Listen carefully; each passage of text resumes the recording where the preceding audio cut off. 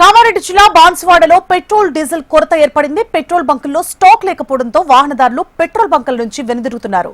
గ్రామాల నుంచి బాన్సువాడకు వచ్చిన వాహనదారులు ఇంటికి తిరుగు ప్రయాణంలో పెట్రోల్ లేక వాహనాలు నిలిచి తోసుకుంటూ ఇంటికి వెళుతున్నారు. ప్రభుత్వం పెట్రోల్ డీజిల్ కొరత లేకుండా చూడాలని ప్రజలు కోరుతున్నారు.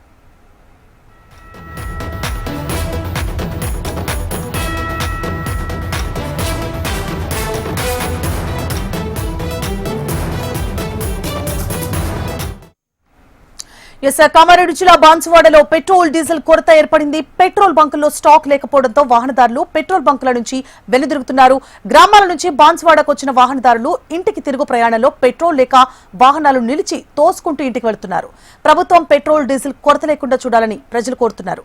ఇదే అంశానికి సంబంధించి పూర్తి డీటెయిల్స్ ని మా రీజనల్ కోఆర్డినేటర్ గోపాలకృష్ణ అందిస్తారు. గోపాలకృష్ణ, రాష్ట్ర వ్యాప్తంగా పెట్రోల్ డీజిల్ కొరత ఉందన్నటువంటి ప్రచారం ఒక్కసారిగా ఊపందుకుంది. ఈ క్రమంలో మరోవైపు చాలా వరకు పెట్రోల్ బంకుల్లో నో స్టాక్ బోర్డు పెట్టడం, అలాగే ఒక్కసారిగా వచ్చినటువంటి వాహనదారులతో పెట్రోల్ బంకుల్లో ఉన్నటువంటి లిమిటెడ్ స్టాక్ ని అందరికీ ఇచ్చేటువంటి ప్రయత్నంలో టోకెన్లు జారీ చేస్తూ ఉండడం, లేదంటే లిమిటెడ్ గా కేవలం 2 వీలర్ కి 500 రూపాయలు, అలాగే కార్లు అయితే 1500 నుంచి 2000 రూపాయలు మాత్రమే డీజిల్ పెట్రోల్ పోస్తూ ఉండడంతో మరింతగా ప్రచారం ఊపందుకుంది. నిజానికి పశ్చిమాసియా యుద్ధాల కారణంగా హర్ముజ్ జలసంధి పూర్తిగా నౌకలన్నీ అక్కడే ఇరుకపోవడం కావచ్చు, ఇవన్నిటి వల్ల చమురు పెట్రోల్, ముఖ్యంగా పెట్రోల్ డీజిల్ కొరత ఏర్పడినటువంటి మాట మనం చూస్తూనే ఉన్నాం, వింటూనే ఉన్నాం. కానీ ఇప్పుడు జరుగుతున్నటువంటి ఈ పరిణామాలకు మాత్రం కేవలం ఆయిల్ కంపెనీలకు సంబంధించినటువంటి అత్యుత్సాహం వల్లే ఇదంతా కూడా జరుగుతుందని ప్రభుత్వాలు చెప్తూ ఉన్నాయి. ఈ క్రమంలోనే రాష్ట్ర ప్రభుత్వం దీనిపైన విచారణ చేస్తోంది. నిన్నటి నుంచి కూడా దీనిపై దర్యాప్తు చేశారు, ఒక ప్రకటన కూడా విడుదల చేశారు. పౌర సరఫరాల శాఖ మంత్రిగా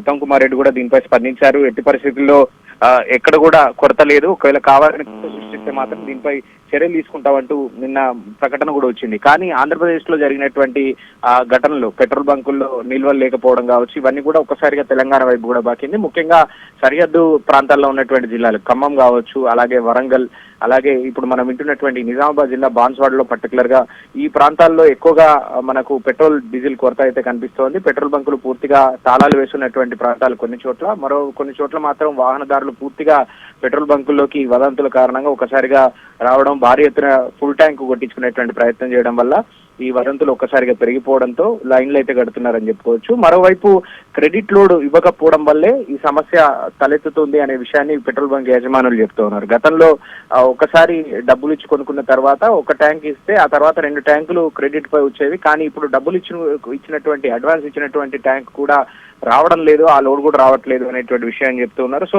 ఆయిల్ కంపెనీల మాయాజాలం, ఆయిల్ కంపెనీలు చేస్తున్నటువంటి వ్యవహారం వల్లే ఈ వివాదం అంతా కూడా వచ్చిందని చెప్తూ ఉన్నారు. సో ప్రభుత్వం చెప్పినట్టుగా అదే కనుక జరిగితే మాత్రం మరి జాగ్రత్తలు తీసుకోవాల్సిన అవసరం ఉంటుంది. మరోవైపు పానిక్ సిచ్యువేషన్ ఏర్పడినటువంటి పరిస్థితులు కనిపిస్తున్నాయి. జనాల్లో ఒక్కసారిగా పెట్రోల్ బంక్ కి అవసరాల కంటే ఎక్కడ ఆగిపోతుందో, దొరకకపోదో అనేటువంటి బాధతోటి ఎక్కువ మంది వస్తున్నట్టుగా కనిపిస్తుంది. సో జనాల్లో మరింత కన్ఫ్యూజన్ క్రియేట్ చేసే పరిస్థితి ఆయిల్ కంపెనీలు చేస్తున్నాయని చెప్పుకోవచ్చు. ఈ క్రమంలో కొంత మరొక అవగాహన తీసుకొచ్చేటువంటి అవకాశం తీసుకొస్తే మాత్రం జనాల్లో కొంత కన్ఫ్యూజన్ తీరే అవకాశం ఉంటుంది.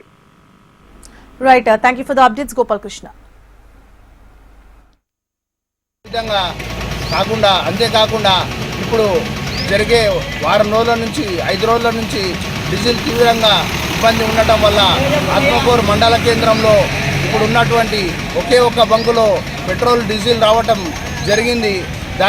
దాని కారణంగానే ఇక్కడ ఈ డీజిల్ బంకులో అత్యధిక వాహనాలు కానీ, ఈ వరికోత మిషన్లు కానీ, ఈ ట్రాక్టర్లు కానీ అనేక రకాలుగా రైతులు, వినియోగదారులు చాలా ఇబ్బంది పడుతున్నారు. వీటిని అన్నిటినీ దృష్టిలో ఉంచుకోవాలని చెప్పి కేంద్ర రాష్ట్ర ప్రభుత్వాలను మేము డిమాండ్ చేస్తూ వెంటనే డీజిల్ను పెట్రోల్ను సరఫరా చేయాలని చెప్పి వినియోగదారుల తరపు నుంచి ఆత్మకూరు మండల కేంద్రం నుంచి కూడా మేము హెచ్చరిస్తున్నాం. డిమాండ్